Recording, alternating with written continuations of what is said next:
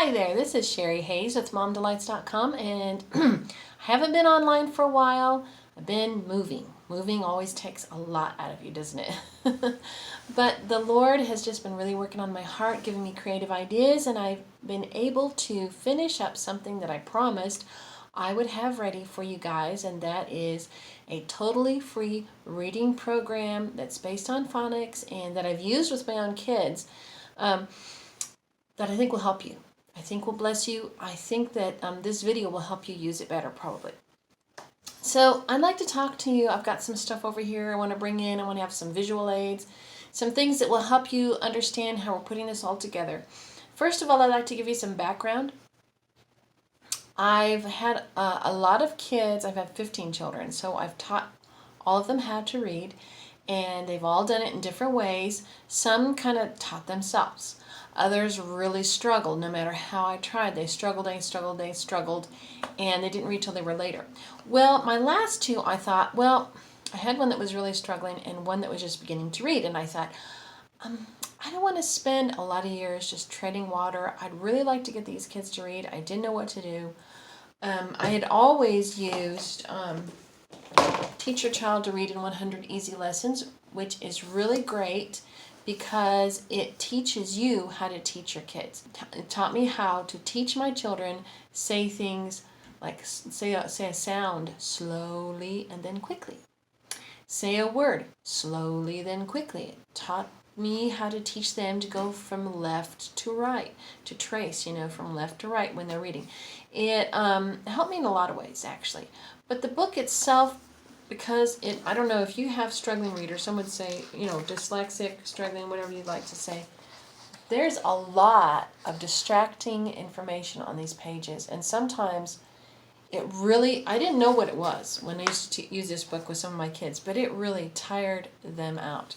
Because even though the portion that they're supposed to use is big, there's just so much information on that page. It makes them feel like they're working really hard. Some kids are easily distracted. They're visually distracted too. I have a lot of artistic kids, and it's easy for them. They're very creative. They want to see the whole picture. They're putting it together. They're making stories. And so when they see that much information on the page, it's hard for them to ignore the part they're not supposed to pay attention to and just focus in on the part where they're supposed to pay attention. And so also the stories in there are kind of goofy. They're not relatable to life. They're just kind of silly to the point to where they kind of get bored. I don't know.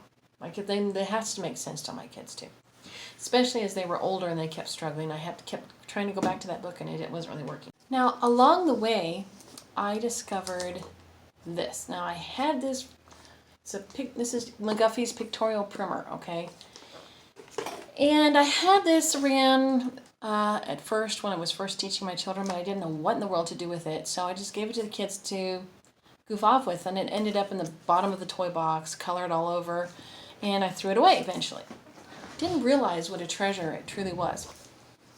But I'm so glad I rediscovered it. Anyway, this book right here, after doing this really seemed to catch on with a lot of my kids. I mean, my kids caught on with it because it just really was so gradual and repeated the phonics that they needed, and starts out very, very basic and then just moves on very slowly, repeating the very basic things. And it was so less frustrating for my children to use. But the greatest breakthrough I had recently for my daughter who really struggled, and also for the one who was just learning to read, was this little book called An Acorn in My Hand. Now, the story in this book intrigued me. This is written by Ethel Bolden, and it's out of print, but you can still find these on the internet. It was very popular, I think, in the 90s. It was originally written in 1964, and this lady wrote this book at a time when they first came out with the articles in the books, Why Johnny Can't Read. And she felt that there had to be an answer to that. So she went to a private school. It was a Lutheran school, and she taught little first grader girls how to read. And she found a method that worked. And her little first grade little girls not only were able to read but write. Within 6 months they could write pretty basic, interesting, by the end of the year at least. They were writing little compositions and spelling things correctly. And so this really, really intrigued me. She said some girls were slower than others, but basically she had a way of going, a progression of going through all the different phonics rules. And then she also had a method of repeating in different ways all during the day, so that it just kind of sunk in and stuck with them. So I wanted to do the same thing with my kids. She had a story in there. A lady wrote a story of how she met this Ethel Bolden, and she told her that she could cooperate with her little girl by making some phonics flashcards on index cards to use with her child.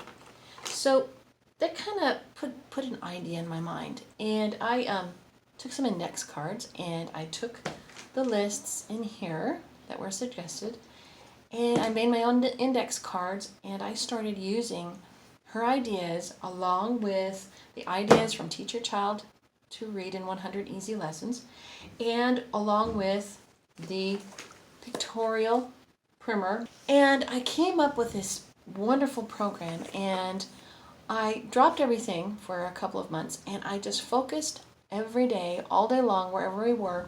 I focused on getting these basic skills into my kids. And the idea to me was that I always noticed how my children had trouble remembering what long or short, the sound of long or short E was, and yet they could sing slogans from ads, and they recognized things from ads that they heard over and over again. They saw on TV, they heard over and over. Movie lines, we could memorize those all day long. But yet they had trouble with simple things like that. I thought, this is silly. It's because I'm spending maybe 10 or 15 minutes a day teaching them these basic sounds, these basic principles of reading, and I'm expecting them to get it when they have all this other information like crowding into their minds all day long. So I said, well, we're going to just do the opposite thing. We're going to take a break from everything else, and all I'm going to do is teach these little girls to read for a couple of months. Okay. So I made these cards, and I just started this program, and I added my own ideas because there were trouble spots that I'd seen in my kids all of the years I've been teaching them. And I thought, if I concentrate on these trouble spots and I make it a thing, then they will be so familiar with it that they won't have the same problem their older brothers and sisters had. So my overall idea with this was, over familiarity lends itself to confidence. Okay, so I will show you some of the cards. These are the original cards that I made myself. Now you have to start out though with beginning to know just the whole alphabet of sounds, and then you kind of specialize, you see. So you might need, if you're doing this, you want to probably get yourself a set of flashcards, just a regular old flashcards, and just familiarize your child with the whole alphabet. Then you want to make sure and isolate from that alphabet and explain what are the vowels and the consonants. This is going to be key for you. And here I have in my little I actually cut the index cards in half, and they're kind of dog-eared. As you can see, these are very well loved. But I have stickers on the back of these long and short vowel cards that I've made, because what I did was I played like a memory game with them, and I would turn these over and lay them in a pattern on the table, and I would have them try to match the short and long sounds of each letter together, and then we would say them out loud. And there are other games that I suggest that you play. I have that on my I actually have this whole program on my blog. You'll find it at momdelights.com, and I will link the website and the actual blog post where I have the downloads. I have already made these cards up for you that you can print out, or you can take the list and you can make them yourself like I have. Sometimes it's the personal touch that makes it so endearing to your children, but you can also just print them out and use them.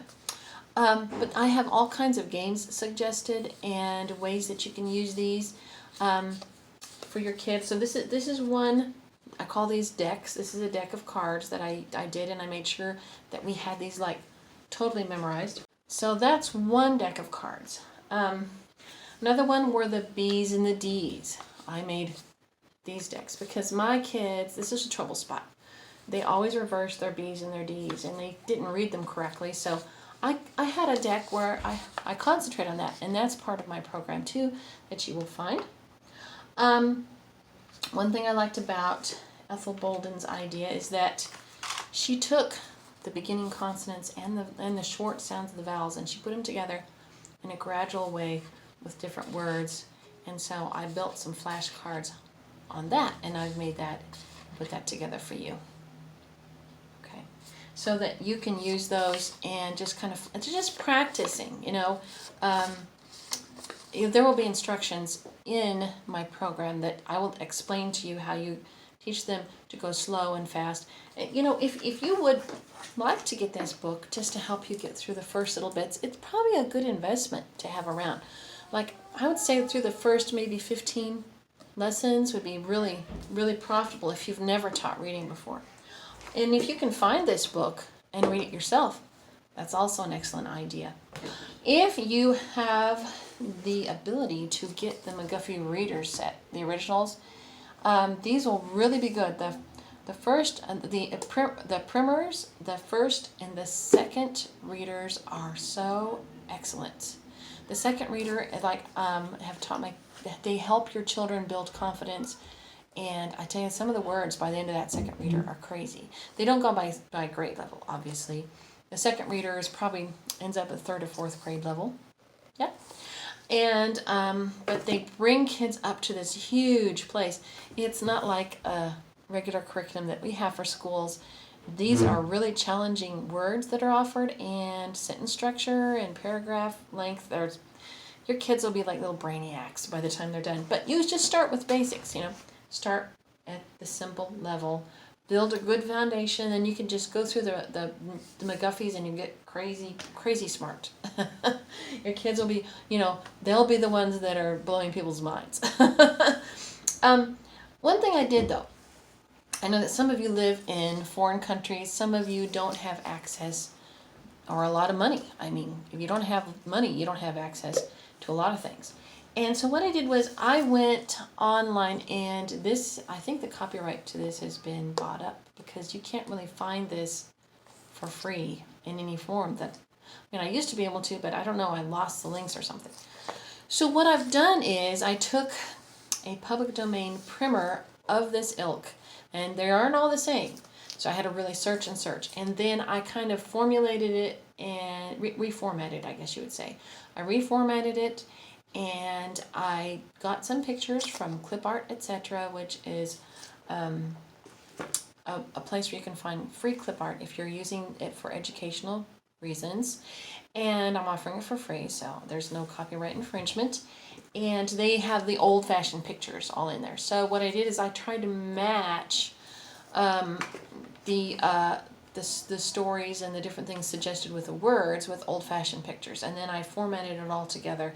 And so I actually created a primer that you can just download and print out, so that you don't have to worry if you don't have the money to buy or the access to buy this primer. This program will still work for you. However, if you can get the primer. It's just nice to have a nicely bound book. There's something really nice about that. But it'll work if you don't have that. So I hope that you will take the time. I have in this program, I have a detailed description explaining every little facet of it. And then I have a quick guide in case you don't have a lot of time just to sit and read. And you can still start with your kids. And I hope that it is self-explanatory in a lot of ways. But if it's not, you can ask me questions. You can leave a comment on my blog. You can leave a comment here, and you can ask me a question, and I'll do my best to answer it for you. I don't have answers to everything. I have to pray about getting my own answers usually, but I will try to help you however I can. I want this to be a blessing to you. I want to sow seeds of God's provision and God's love into you so that you can feel confident and your kids will be blessed and you'll have less stress in your life and more blessings from God, who is our source. And so I just want you to have a wonderful day. Thank you for watching. Make sure to like and subscribe. Bye-bye.